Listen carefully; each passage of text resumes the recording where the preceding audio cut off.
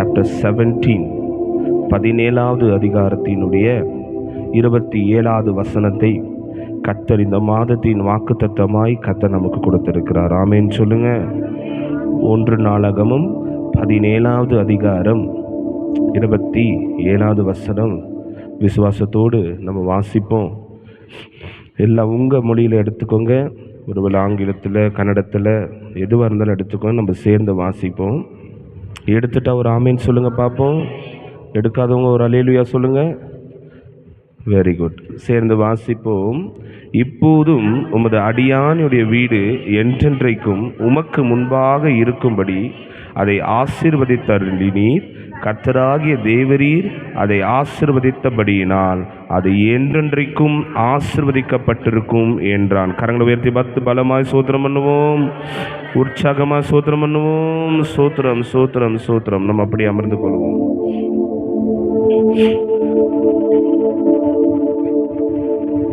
உம் சமூகம் மேலானது, உயிரிலும் மேலானது. உம் சமூகம் அது உயிரிலும். இன்னொரு விசை. உம் சமூகம் அது உயிரிலும் மேலானது. அல்லேலூயா சொல்லுங்க. அல்லேலூயா. அவர் சமூகம் மேலானது. ஆமென். அதை எதோடு பக்தன் ஒப்பிடுனானா, எல்லாருக்கும் எது ரொம்ப முக்கியம்? அவங்களோட உயிர். சொல்லுங்க. என்னது? என்னுடைய உயிர் தானே ரொம்ப முக்கியம். கரெக்டு தானே? நம்மளை அதிகமாக நாம் நேசிக்கிற பிள்ளையோ உறவுகளை கூட நம்ம என்ன சொல்லுவோம்? நீ தான் என்னுடைய உயிர்ன்னு சொல்லுவோம் இல்லையா? ஆனால் தேவ மனுஷன் சொல்கிறான், உம் சமூகம் மேலானது, அது உயிரிலும் மேலானது. உம் சமூகம் மேலானது,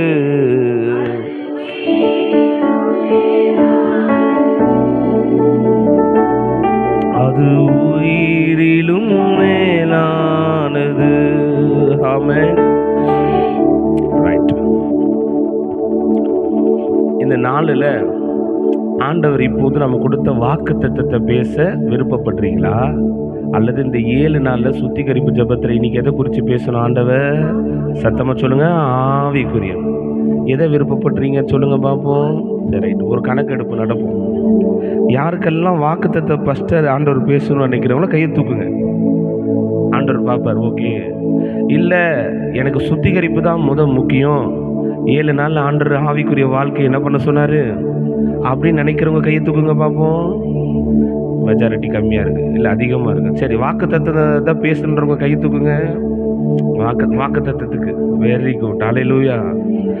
நீங்கள் அண்டர் போஸ்ட். வாக்குத்தத்தத்தில் சுத்திகரிப்பது தான் நிறைய பேர் என்ன பண்ணாங்க? கை தூக்குனாங்க. ஆமென்.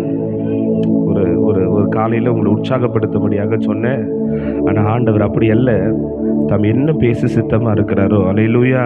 அதனால தான் சொல்கிறோம், ஆண்டவரே நீர் பேச சித்தமாக இருக்கிறதை நாங்கள் ஒப்பு கொடுக்குறோம். ஆமென். கவனிங்க. இந்த 7வது நாளில் ஆண்டவர் என் ஆவிக்குரிய வாழ்க்கையை கர்த்தர் என்ன பண்ண விரும்புகிறார்? சுத்திகரிக்க விரும்புகிறார். நேற்றிரவு ஆண்டவர்கிட்ட ஜெபம் பண்ணிட்டு இருந்தேன். ஆண்டவரே, ஆவிக்குரிய வாழ்க்கையை குறித்து ஆண்டவர் நமக்கு அநேக கற்றுக் கொடுத்துருக்கிறார். கரெக்டு தானே? அதுக்கு உதாரணமாக என்ன தலைப்பு? ஒரு 3 வாரம் நம்ம ஆண்டவர் நம்முடைய சமூகத்தில், நம்முடைய ஆலயத்தில் பேசினார். எதனா? பூமிக்குரியவனும், சொல்லுங்க, பூமிக்குரியவனும் ஆவிக்குரியவனும் என்கிற தலைப்பில் ஆண்டவர் அநேக காரியங்களை நமக்கு என்ன பண்ணார்? இந்நாள் வரைக்கும் அந்த டேப்ல அந்த வசனத்தை போய் அந்த மெசேஜை திறந்து பார்த்தோன்னா, ஆண்டவர் இவ்வளவா நம்ம சபையில் பேசியிருக்கிறாருன்றத பிரமிக்கத்தக்க ஆச்சரியமாய் கர்த்தர் நடத்தி வந்திருக்கிறார். அல்லேலூயா. கவனிங்க. ரோமர் எழுதின நிருபம் 8வது அதிகாரம் 5வது வசனத்தை ஒரு வாசிங்கள். ரோமர் 8வது அதிகாரம் அதோடைய 5வது வசனம்.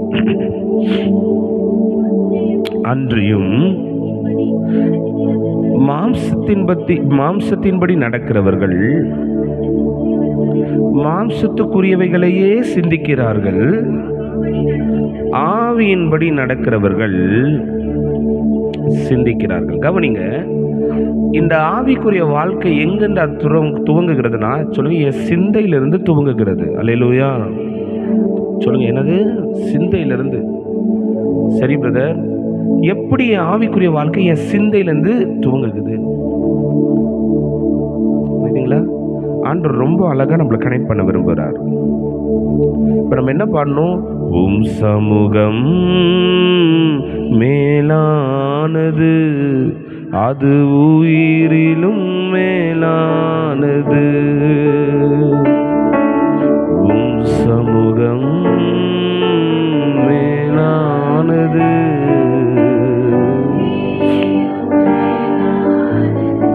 இப்ப புரிஞ்சிருக்கும் நினைக்கிறேன். ஆவிக்குரியவன் எந்த பாட்டு பாடுவான்? உங்க சமூகம் தான் எனக்கு எல்லாமே. அவர் சொல்கிறார், நடந்தாலும் படுத்திருந்தாலும் என்னை சூழ்ந்து உள்ளது. அல்லேலூயா. நான் அவர்கிட்ட இருக்கிறது ஒரு அனுபவம். முதலாவது ஆண்டவர் தான் என்ன பண்றாரு? சூழ்கிறார், சுற்றி சுற்றி வருகிறார், என்னை நேசிக்கும்படியாக, என்னோடு கூட உறவாடும்படியாக, என் மீது அன்பு செலுத்தும்படியாக, என்னை ஆதரிக்கும்படியாக, என்னை அரவணைக்கும்படியாக என் ஆண்டவர் தான் முதலாவது என்ன பண்ணுகிறார்? சுற்றி சுற்றி சூழ்ந்து சூழ்ந்து வருகிறார். ஆமென். அப்ப ஆண்டவர் என்னை தேடி வரும் பொழுது கவனிங்க, தாய் பிள்ளையை கொஞ்சுறது ஒரு அனுபவம் இருக்கட்டும், ஆனா புள்ள தாயை கொஞ்சுறது மேலானது. புரியுதா உங்களுக்கு? நாம என்ன பண்ணுவோம்? பிச்சு பிச்சு முத்தம் கொடுப்போம், என் செல்லமே, என் தங்கமே. ஆனா நம்ம 1000 முத்தம் குத்தலாம். கவனிங்க, நம்முடைய பிள்ளை நமக்கு கொடுக்குற ஒரு முத்தம் என்னவா இருக்கும்? மென் பிள்ளைகளை பெற்ற தாயார்களுக்கு தெரியும், தகப்பன்மாருக்கு தெரியும். அல்லேலூயா.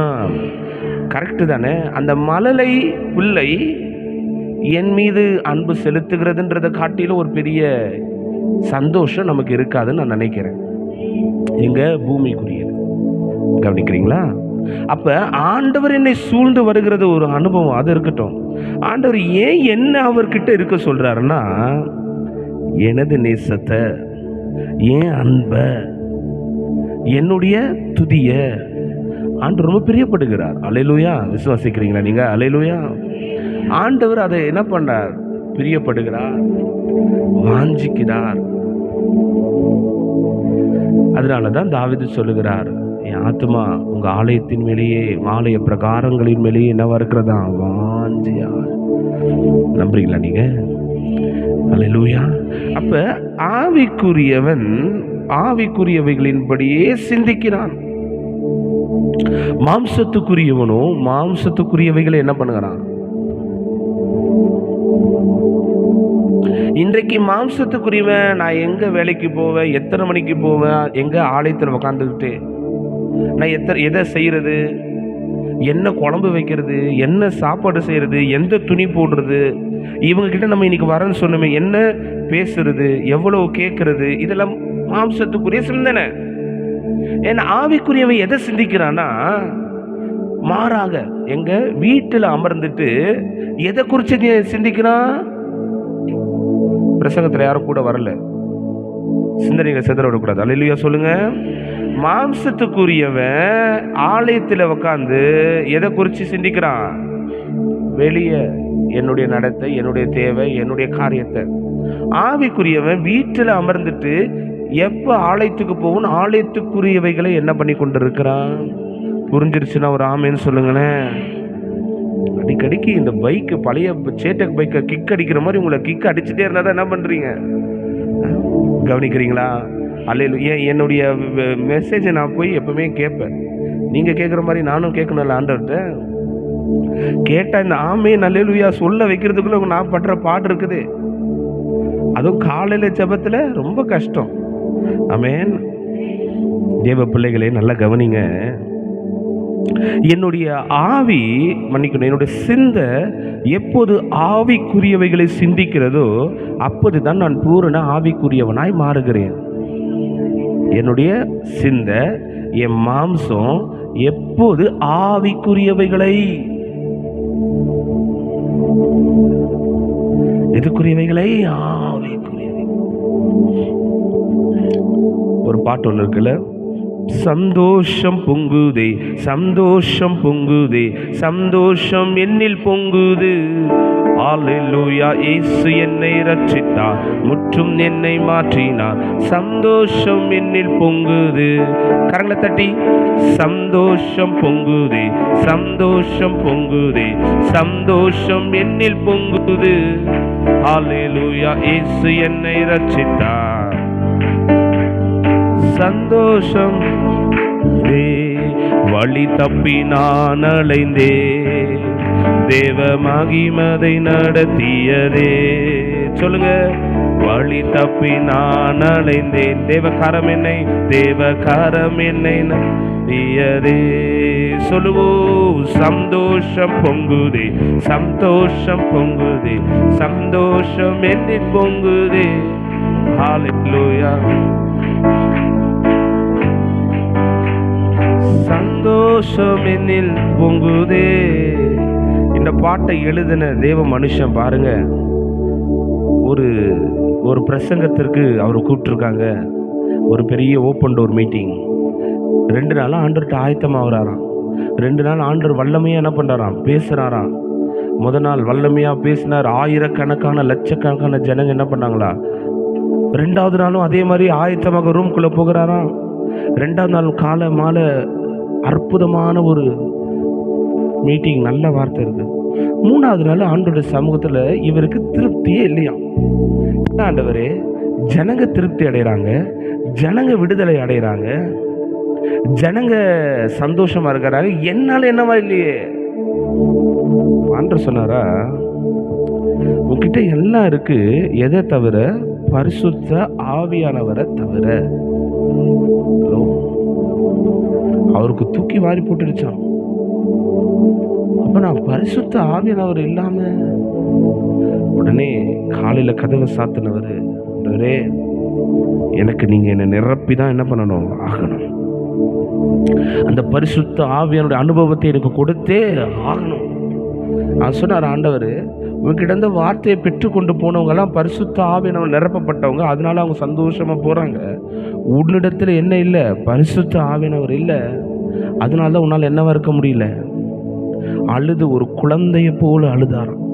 ஒரு குழந்தைய போல மார்பில் தட்டி ஜெபம் பண்ணார். ஆண்டவரே, இந்த 3வது நாளில் நான் உங்ககிட்ட ஒரு வரமாக கேட்குறேன், எனக்கு அந்த சந்தோஷம் வேணும் ஆண்டவரே. நான் அந்த வார்த்தையை பெற்றுக்கொண்டு அல்லது வார்த்தை கொடுத்த சந்தோஷத்தை எனக்கு என்ன பண்ணுங்க.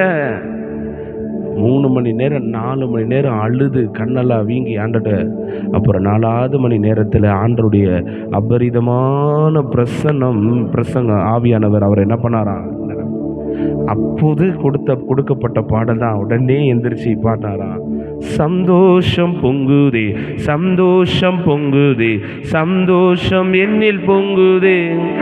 அல்லேலூயா, இயேசு என்னை ரட்சித்தார், முற்றும் என்னை மாற்றினார், சந்தோஷம் என்னில் பொங்குதே, சந்தோஷம் பொங்குதே, சந்தோஷம் பொங்குதே, சந்தோஷம் என்னில் பொங்குது,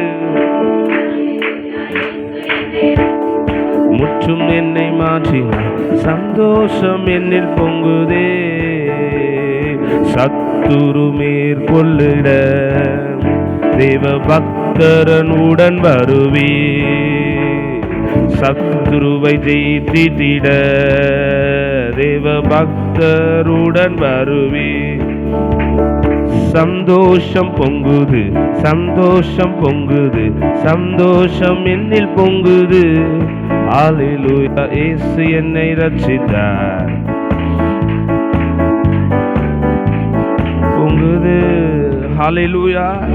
இந்த மாதத்தில் உங்களுக்கு சந்தோஷம் குறைவாய் காணப்படுகிறதா, அல்லது சந்தோஷம் இன்மை காணப்படுகிறதா, அல்லது திருப்தி இல்லை, சமாதானம் இல்லை, வெறுமையாக இருக்கிறது என்றா, இந்த தேவதாசன் செய்தது போல கதவை சாத்தி, ஆவியானவரே என்ன, பரிசுத்த ஆவியானவரே என்னை நிரப்பு.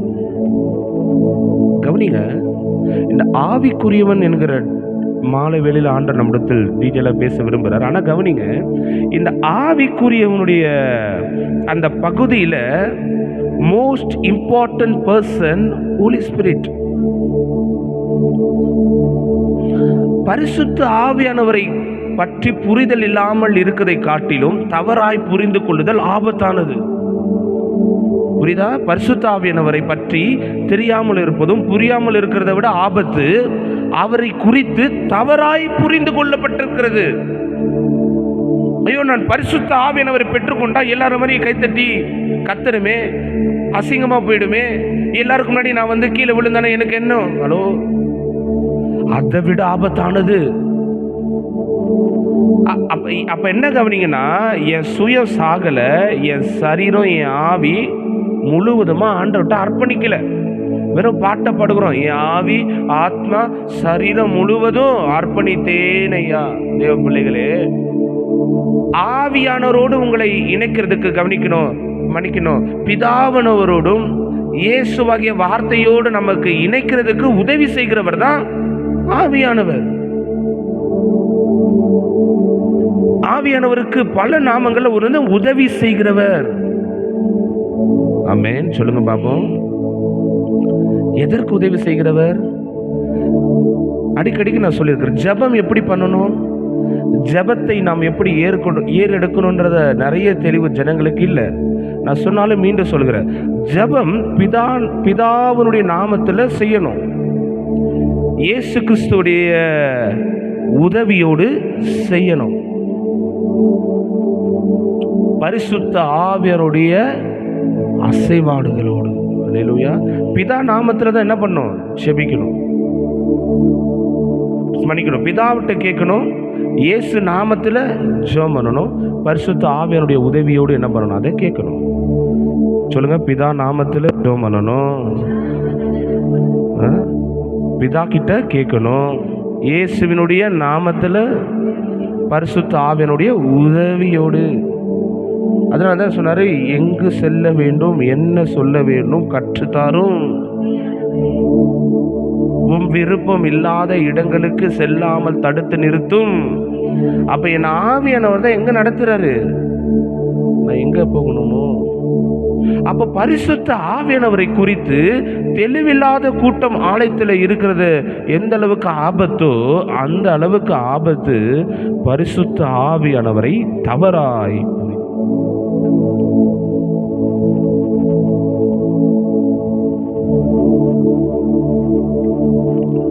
The most sensitive person, Holy Spirit. ரொம்ப சென்சிட்டிவ் யாரு? பரிசுத்த ஆவியானவர்.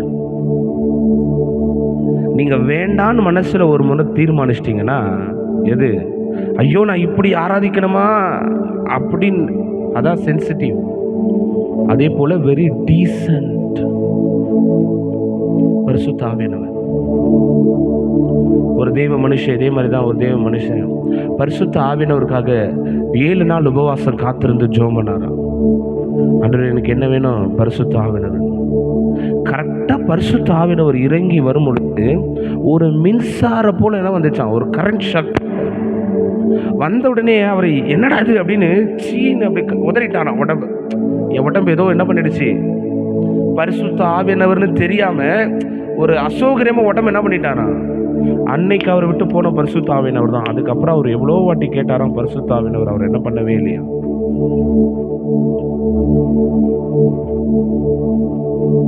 இப்போ நான் உங்களை கரங்களை உயர்த்து சொல்ல போறது இல்லை, ஆனால் உங்க உள்ளத்துக்கே தெரியும் எத்தனை பேர் பரிசுத்த ஆவியானுடைய அனுபவத்தை பெற்றிருக்கிறீங்க, அந்நிய பாஷையின் வரங்களை பெற்றிருக்கிறீங்க, ஆவிக்கேற்ற வாழ்க்கை, ஆவிக்குரிய வாழ்க்கையில வாழ்றீங்க.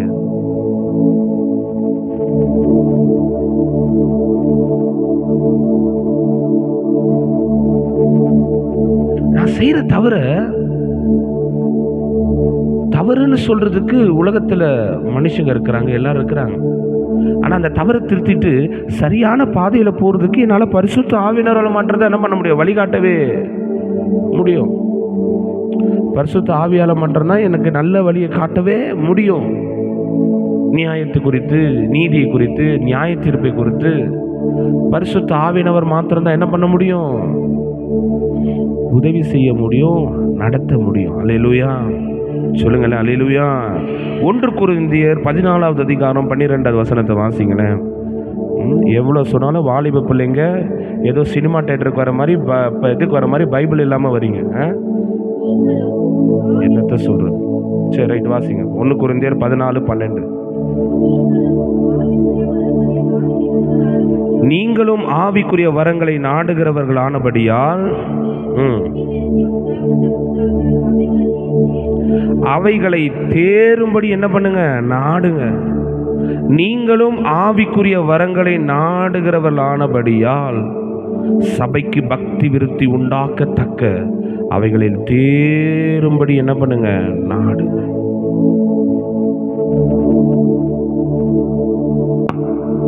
உன் ஆவிக்குரிய வாழ்க்கை சபைக்கு எதை கொண்டு வரணும்? பக்தி விருத்தியை கொண்டு வரணும்.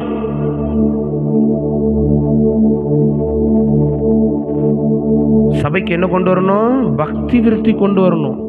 ஆனால் ஆவிக்குரிய வாழ்க்கையில் ஒரு அனல் இல்லை, ஒரு குளிர் இல்லை, ஒரு ஒரு ஒரு ஒரு என்ன சொல்றது, உத்வேகம் இல்லை அப்படின்னும் போது பக்தி விருத்திக்கு ஏதுவாக அப்படியே ஆப்போசிட் என்னது? கவனிங்க, நான் அடிக்கடிக்கு சொல்லுவேன், ஒரு பெரிய நெருப்பு மூட்டுறதுக்கு முதலாவது ஒரு சின்ன நெருப்பு தான் தேவைப்படுகிறது. கவனிங்க, ஒரு கொல்லிக்கட்டையை ஃபஸ்ட்டு என்ன வைப்பாங்க? விறக பற்ற வைப்பாங்க.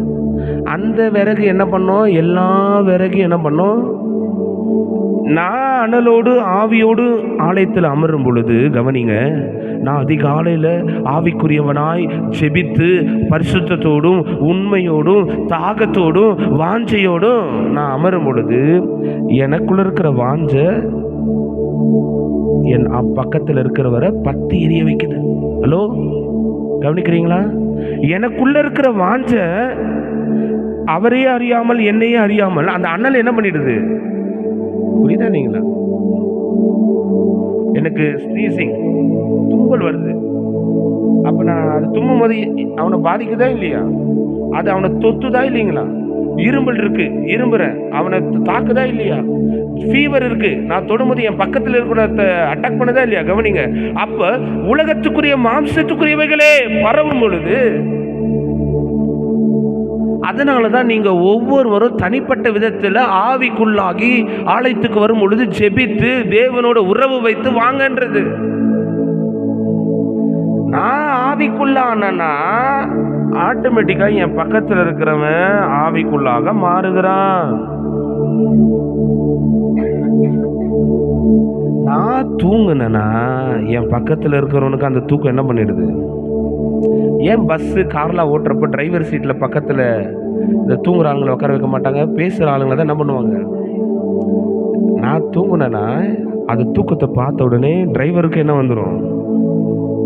அப்புறம் வண்டி எங்கேயாவது போய் எல்லாரும் ஒரேடியாக தூங்கிட வேண்டியதுதான். சரிங்களா? வெரி சீரியஸ் தேவ பிள்ளைகளே. நான் அனலா இருக்கும் பொழுது கவனிங்க, ஏன் நீங்க அனலா இருக்கிற ஆண்டவர் விரும்புறாருன்னா, மகனே மகளே, உன்னை கொண்டு நீ ஒரு குழிக்கட்ட, உன்னுடைய நெருப்பு பிறருக்கு பற்றி அதுவும் என்ன பண்ணும்? அது தூக்கமா இருந்தாலும் சரி, அபிஷேகமா இருந்தாலும் சரி.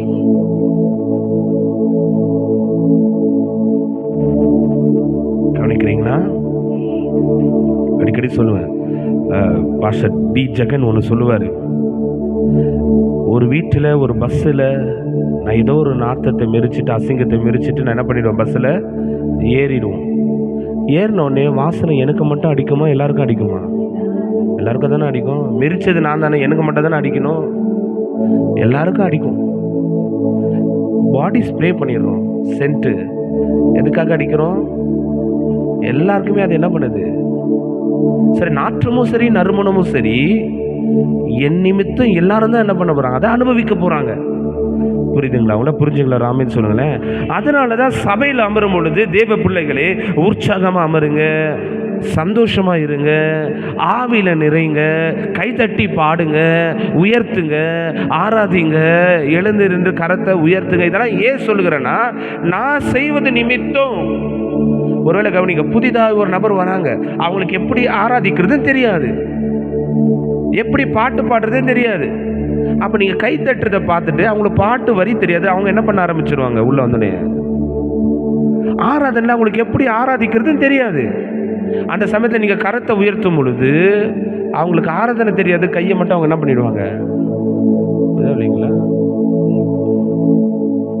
இன்னைக்கும் ரோமன் கத்தோலிக்க திருச்சபைகளுக்கு பிற மதத்தார் யாராவது போனானா கூட, அது இந்துக்களோ முஸ்லீம்களோ யாரோ சர்ச்சுக்கு உள்ள போறாங்கன்னா அவங்க ஃபர்ஸ்ட் என்ன பண்ணிடுவாங்க, போய் முழங்கால் படிடுவாங்க.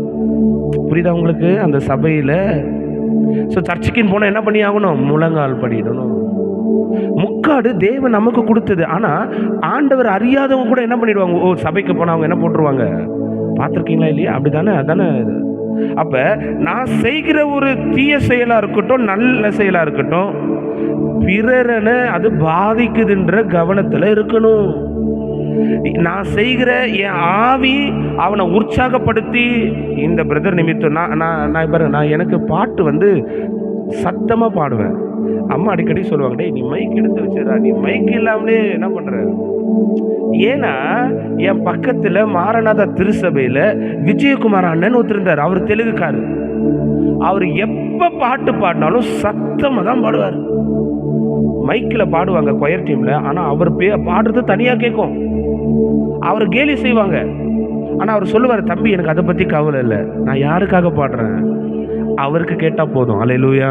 அவருக்கு பிடிச்சா. அப்ப என் பக்கத்துல இருந்து இன்றைக்கு நான் சாட்சியோடு சொல்லுவேன்.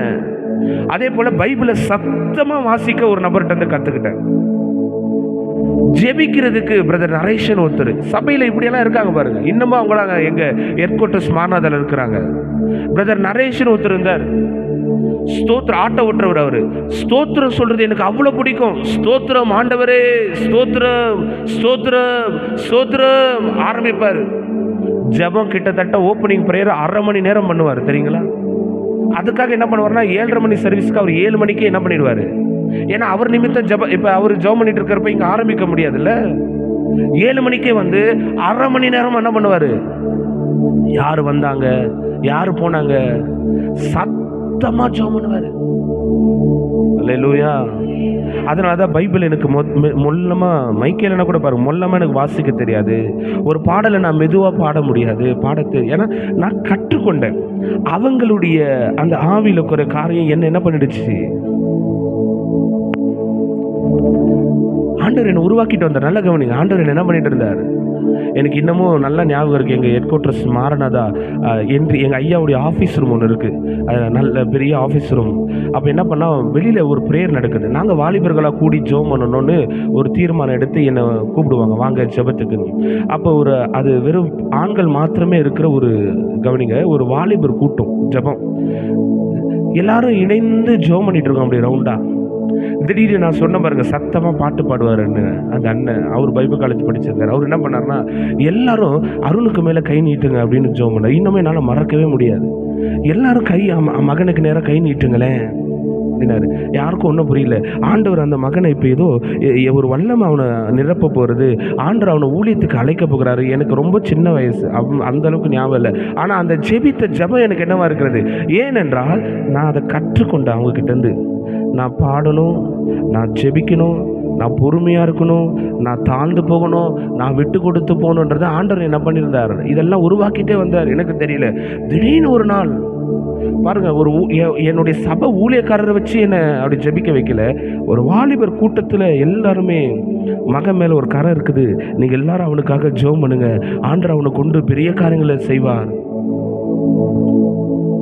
இன்னமும் அந்த மாலை, அது ஒரு மாலை வேலை, இன்னமும் அந்த மாலை வேலையை என்னால் மறக்கவே முடியல. ஏன்னா அவர் அந்நிய பாஷையில் நிறைந்து அப்படி ஜெபம் பண்ணார் எனக்காக. திருச்சபையில் யாராவது அப்படி இருக்கீங்களா? உங்களுடைய ஆவி பிறரை இப்படி உருவாக்குதா? உங்களுடைய ஆவி பிறரை இப்படி சொல்லுதா? பிறரை குறை சொல்றதையும், பிறரை நம்ம பின்னாடி பேசுறதையும், பிறரை நம்ம காயப்படுத்துறதும் துக்கப்படுத்துறதுமா இருந்தா எப்படி என்னால் ஒருவனை உருவாக்க முடியும்? இன்றைக்கு நான் இங்க நிக்கிறதுக்கு உண்மையா என் ஊழியக்காரனுடைய ஜெபம் இருக்கட்டும், ஆனா என்னோட சகோதரன் ஒருவனுடைய ஜெபம் தானே என்ன ஊழியத்துக்கு என்னை ஊக்கப்படுத்தினது. இதுதான் ஆவிக்குரிய நடவடிக்கைகள். அல்லேலூயா. சரி, டைம் இதுதான் ஆவிக்குரிய நடவடிக்கை. சபையில் யாராவது வரலனா போய் விசாரிக்கிறீங்களா? இன்னைக்கு நவீன காலத்தில் எல்லார்ட்டையும் ஃபோன் வந்துருச்சு. ஒரு ஃபோன் எடுத்து குரூப்பில் நம்பர் இருக்கு, பிரதர் நீங்கள் ஏன் இன்னைக்கு சர்ச்சுக்கு வரல, சிஸ்டர் நீங்கள் ஏன் இன்னைக்கு சபைக்கு வரல, எவ்வளோ சேர் காலியாக இருக்க பாருங்க. எத்தனை பேர் இந்த 7 நாளில் பண்ண, பிரதர் நீங்கள் ஃபர்ஸ்ட் நாள் வந்தீங்க, செகண்ட் நாள் வரல, தேர்ட் நாள் வந்தீங்க. ஐக்கியமா? ஐக்கியங்க. இதுதான் தேவனுடைய சரீரம். வேதம் சொல்லு, தேவன் நம்ம எதோடு ஒப்பிடுகிறார் என்றால் கண் அவயங்களில் ஒப்பிடுகிறார். நம்முடைய கிறிஸ்து என்கிற சரீரத்தில் நான் ஒரு அவயம். கண்ணை மட்டும் நான் வீட்டில் விட்டுட்டு இங்கே வந்து நிற்க முடியுமா? என் காலை மட்டும் வெட்டி வீட்டில் வச்சுட்டு இங்கே இருக்க முடியுமா? இல்லை. நான் எங்கே நின்றாலும் என் ஒட்டுமொத்த சரீர அவயங்கள் வந்து நிற்கும், அது செயல்படும். நான் பிரசங்கம் பண்ணுறது என்னமோ என் வாயால் என் இருதயத்தில் தான். ஆனால் அதுக்கு எனக்கு எது உதவுது? என் கால் தேவைப்படுது. இந்த மைக்க பிடிக்க என் கை என்ன பண்ணுது? என் கண்ணு தேவைப்படுது. தேவ பிள்ளைகளே, இதுதான் ஆவிக்குரிய வாழ்க்கைக்கான, கவனிங்க, ஆவிக்குரிய வாழ்க்கையில் எனக்கு எது ரொம்ப முக்கியமாகுதுன்னா ஐக்கியம் முக்கியமாகுது. சொல்லுங்க, என்ன தேவைப்படுகிறது? ஃபெலோஷிப். என்ன வேணும்? ஃபெலோஷிப். ஃப்ரெண்ட்ஷிப்க்கும் ஃபெலோஷிப்க்கும் என்ன இருக்கு? வித்தியாசம் இருக்கு. ஃப்ரெண்ட்ஷிப் எங்க இருக்கணும்? வெளியே இருக்கணும்.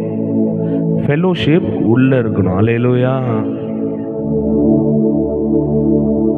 ஃப்ரெண்ட்ஷிப் வீணான வார்த்தையை பேச வைக்கும், ஃபெலோஷிப் நற்கிரியைகளை செய்ய வைக்கும். என்னென்ன ஃபெலோஷிப் வருது? ஏன் சபையில் மென்ஸ் ஃப்ரெண்ட்ஷிப்னு வைக்க வேண்டியதானே? என்ன ஃபெலோஷிப் வருது? Men's fellowship. ஆண்கள் ஐக்கியம், பெண்கள் உமன்ஸ் ஃபெலோஷிப், யூத் ஃபெலோஷிப். சபையில் எது இருக்கணும்? ஃபெலோஷிப், ஒரு ஐக்கியம் இருக்கணும். ஒரு குறிப்பிட்ட நபர்கள்ட்ட மாத்திரம் வைக்கிறது பேர் ஐக்கியம் கிடையாது. திருச்சபையில் ஒவ்வொருவரும் ஒவ்வொருத்தோடு என்ன பண்ணணும்? பின்னாடி உட்கார்ந்திருக்கிற பிரதர் பேர் எத்தனை பேருக்கு தெரியும்? சொல்லுங்க பாப்போம்.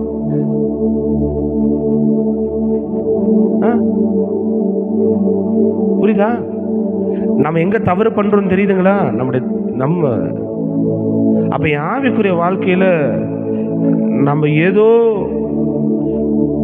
ஒரு பர்டிகுலரான காரியத்தில் மாத்திரம் ஃப்ரெண்ட்ஷிப்பாக இருப்பது பேர் இது கிடையாது.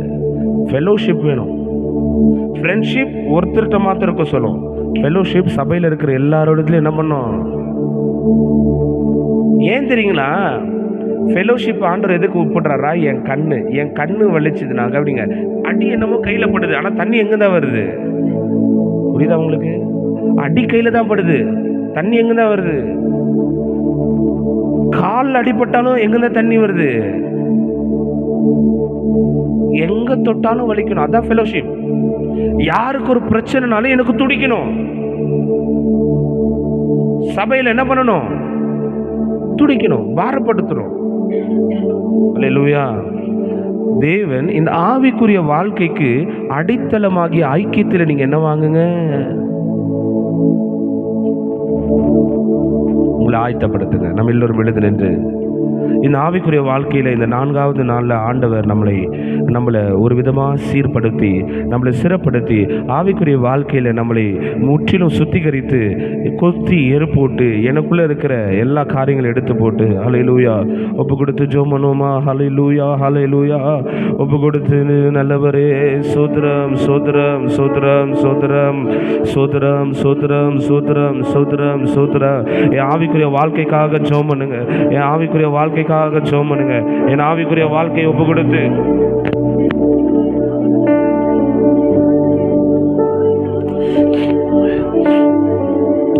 ஜெபம் பண்ணுமா? அப்பா, என் ஆவிக்குரிய வாழ்க்கையில் ஒரு மாற்றம் வரட்டும்னு ஜெபம் பண்ணுங்க. என் ஆவிக்குரிய வாழ்க்கையில் ஒரு மாற்றம் வரட்டும். என் ஆவிக்குரிய வாழ்க்கையில் ஒரு மாற்றம் வரட்டும். என் ஆவிக்குரிய வாழ்க்கையில் ஒரு மாற்றம் வரட்டும். அப்பா, என் ஆவிக்குரிய வாழ்க்கையில் ஒரு மாற்றத்தை கொடுங்கப்பா. சொல்லுங்க ஆண்டவரே, என் நிமித்தம் யாரும் இடரல் அடையக்கூடாது. என் நிமித்தம் எல்லாரும் ஆசீர்வதிக்கப்படணும் ஆண்டவரே. என் நிமித்தம் என் சபை ஆசீர்வதிக்கப்படணும். என் நிமித்தம் என் விசுவாசிகள் ஆசீர்வதிக்கப்படணும். என் நிமித்தம் என் ஊழியன் ஆசீர்வதிக்கப்படணும். என் நிமித்தம் என் திருச்சபை ஆசீர்வதிக்கப்படணும். என் நிமித்தம் என் தேசம் ஆசீர்வதிக்கப்படணும். என்னுடைய ஆண்டவரே, இந்த நீலசந்திரா பகுதி ஆசீர்வதிக்கப்படணும்னு சொல்லுங்க. என் நிமித்தம் ஆசீர்வதிக்கப்படணும் ஆண்டவரே. என் நிமித்தம் யாரும் துன்பப்படக்கூடாதப்பா. என் நிமித்தம் யாரும் இடரல் அடையக்கூடாதப்பா. என் நிமித்தம் யாரும் கஷ்டப்படக்கூடாது ஆண்டவரே. நான் இந்த திருச்சபையில் இருப்பதனால என்னை கொண்டு இந்த திருச்சபை ஆசீர்வதிங்கன்னு சொல்லுங்க ஆண்டவரே. நான் இருக்கிறது பிரதர், நீங்க இருக்கிறது இந்த சபைக்கு ஆசீர்வாதம் சொல்ற மாதிரி மாத்துங்க.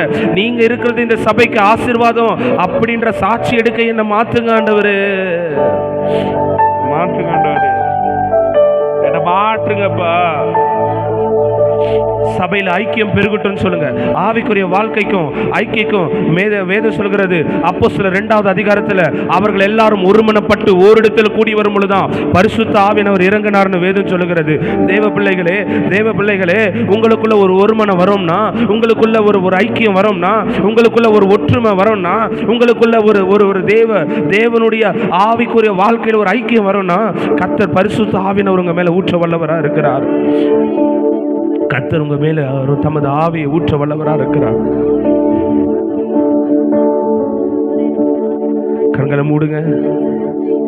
ஏதோ நீங்க ஜெபம் பண்ணிட்டா பரலோகம் போயிடுவோன்னு மட்டும் தம்பி நினைச்சுக்காதீங்க. தம்பி தங்கச்சி வாலிப பிள்ளைங்களே, நான் ஜெபம் பண்ணிட்டேன் பரலோகத்துக்கு போயிடுவேன், எனக்காக எங்க அப்பா ஜெபிக்கிறாங்க, எங்க அம்மா ஜெபிக்கிறாங்க, என் சபையார் ஜெபிக்கிறாங்க, அதனால நீ பரலோகத்துக்கு போக முடியாது.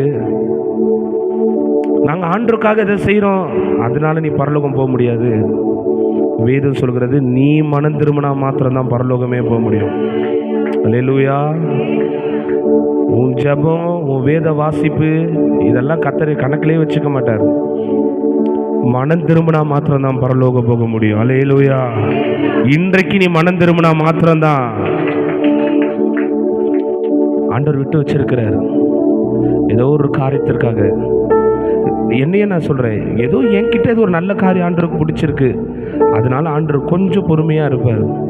ஆனால் நான் தொடர்ந்து அதே அக்கிரமத்தை செய்திருப்பேனே, ஆனால் கர்த்தர் கோடார் எடுத்து வேறு கடியில் வச்சிருவார். நான் என்ன சொல்கிறேன், உங்களை நீங்கள் ஆராய்ந்து பார்த்துக்கொள்ளுங்க. ஏதோ ஒரு காரியம் ஆண்டவர், அதாவது நான் என்னை மேட்டுமே எண்ணிக்கிடக்கூடாது. ஆண்டவர் இவ்வளோ நாள் என்னை நிற்கிறதுக்கு நான் பண்ண பிரசங்கமோ, நான் ஜெபித்த ஜெபமோ, பிறருக்கு நான் சொன்னேன், ஆண்டவர் அக்கிரம் செய்கிறவர்களை என்னை விட்டு அகன்று போங்கன்னு சொல்லிடுவார். ஏதோ ஒரு நல்ல காரியம் மனுஷனுக்கு தெரியாதது தேவனுக்கு தெரிஞ்சிருக்கு, அதனால இந்நாள் வரைக்கும் என் கையில் இந்த ஊழியத்தை கொடுத்து நடத்தியிருக்கிறார். உங்களை நீங்களே நிதானித்து பாருங்க. ஊழியக்காரனை எனக்கே இந்த நியாய தீர்ப்புனா, விசுவாசிகளே, இன்னைக்கு தேவ வருகை குறித்து எத்தனை பேருக்கு பயம் இருக்கு? தேவனுடைய வருகை குறித்து பயம் இல்லையே? வேண்டாம் தம்பி, சகோதரியே, சகோதரனே, கர்த்தருடைய நாள் வருகிறது. மனம் திரும்புங்க. அல்லேலூயா. மனம் திரும்புங்க. இன்னைக்கு சபையில் இருக்கிற பிள்ளைகளை முதலாவது தாக்குறது இச்சை. எது சொல்லுங்க? இச்சை. ரெண்டாவது ஈகோ. சொல்லுங்க, என்னது? ஈகோ.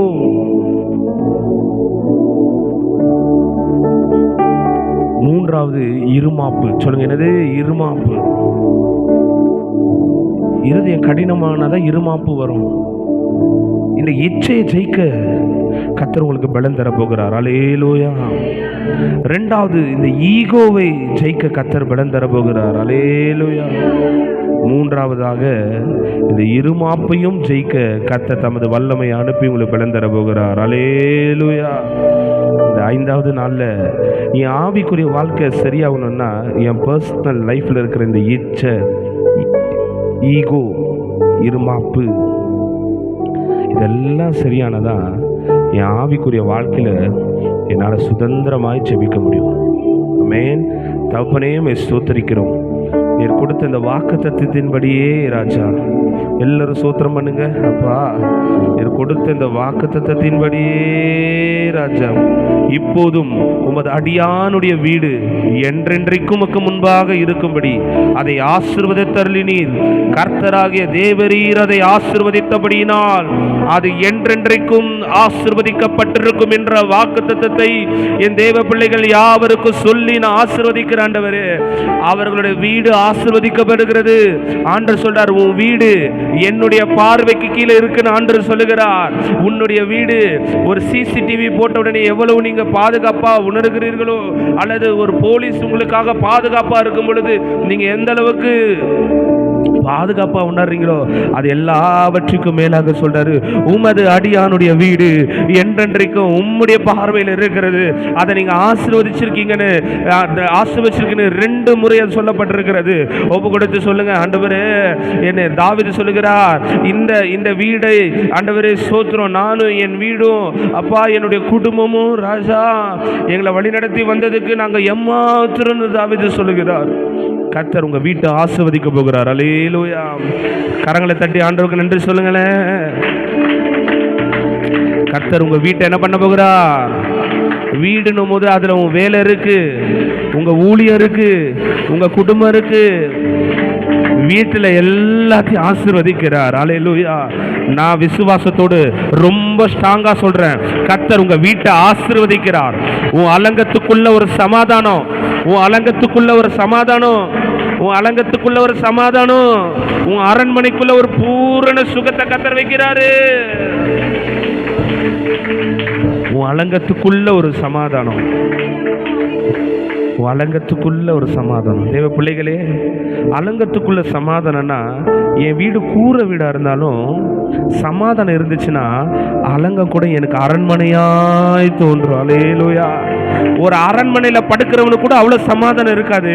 ஆனா நான் கூரை வீட்டுல படுத்தாலும் என் அலங்கத்துக்குள்ள ஆண்டவர் வச்சிருக்கிற சமாதானம் என்ன அரண்மனையில படுக்கிற மாதிரி இருக்கிறது. அல்லேலூயா. உன் அரண்மனைக்குள்ள பூரண சுகத்தை கர்த்தர் வச்சிருக்கிறாரா? அல்லேலூயா. ஒரு அரண்மனைக்குள்ள பூரண சுகம். இந்த மாதத்துல ஆண்டவர் உங்க வீட்டை ஆசீர்வதிக்கிறதுனால உங்க வீட்டில் இருக்கிற பொருட்களை, தண்ணீர், அப்பத்தை அவர் ஆசீர்வதிக்கிறார். ரொம்ப கொடுத்து சோத்திரம் பண்ணுங்க. இந்த மாதத்துல ஆண்டவர் உங்களை போய் ஒருவேளை சாப்பாடு கூட்டம் யார்கிட்ட நிக்கிற மாதிரி மாத்திடவே மாட்டார். அல்லேலூயா. இந்த மாதத்தில் கர்த்தர் அப்படி ஆசீர்வதிக்க போகிறார். ஆமென். உங்கள் வீட்டில் இருக்கிற பொருட்களை ஆசீர்வதிக்க போகிறார். உங்கள் வீட்டில் இருக்கிற ஒவ்வொரு நபரையும் விசேஷித்த ஆவியினால் கர்த்தர் ஆசீர்வதிக்க போகிறார். அல்லேலூயா. உங்கள் பிள்ளைகளை, உங்கள் மனைவியை, உங்கள் கணவரை, உங்களுடைய தாயாரை, உங்களுடைய பெற்றோரை, உங்கள் மருமகளை, உங்கள் மாமியாரை எல்லாரையும் கர்த்தர் என்ன பண்ண போகிறார்? ஆசீர்வதிக்கிறார். ஆமென். வேதம் சொல்லுகிறது, சொன்னதை செய்யும் அளவும் நான் உன்னை கைவிடுவது இல்லைன்றார் ஆண்டவர். கைவிட்டுற மாட்டேன். கர்த்தர் இந்த வருஷத்தின் நடுவில் 3/4 வருஷத்தை கடந்துட்டோம். இன்னும் 4 மாதம் தான் இருக்கிறது. ஆமென். அல்லேலூயா. ஆண்டவர் எப்படி நடத்தி வந்திருக்காரு பாருங்களேன். கர்த்தர் நல்ல கவனிங்க. நாட்கள் ரொம்ப வேகமாக ஓடுது. தேவ பிள்ளைகளே, இன்னும் உங்களோட பிரச்சனைகளை கண்டு நீங்கள் போகாதீங்க. ஆண்டவரே, நாள் ரொம்ப சமீபமாக இருக்கிறது.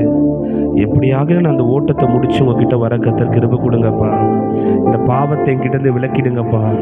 இந்த அக்கிரமத்தை என்கிட்ட கழுவிடுங்கப்பா. இந்த அக்கிரமத்தை என்கிட்ட வெட்டி போடுங்க ஆண்டவரே. வேதம் சொல்லுது, கண் உனக்கு இடரல் உண்டாக்கினா அதை வெட்டி போடு. சத்தமா சொல்லுங்க, இன்னொரு வாட்டி சொல்லுங்க, அதை வெட்டி போடு. ஆண்டவர் வெட்டி போடுவேன்னு சொன்னாரா, வெட்டி போடுன்னு சொன்னாரா? எல்லாரும் சொல்லுங்க, வெட்டி போடு. அப்போ ஒரு பாவத்தை, ஒரு காரியத்தை நான் தான் என்ன பண்ண முடியும்? வெட்டி தூர எறிய முடியும். அதற்கு உதவி செய்ய தான் பரிசுத்த ஆவியானவர் வருவாராக. அல்லேலூயா. உன் கை உனக்கு இடரலை உண்டாக்கினால் அதை என்ன பண்ணு?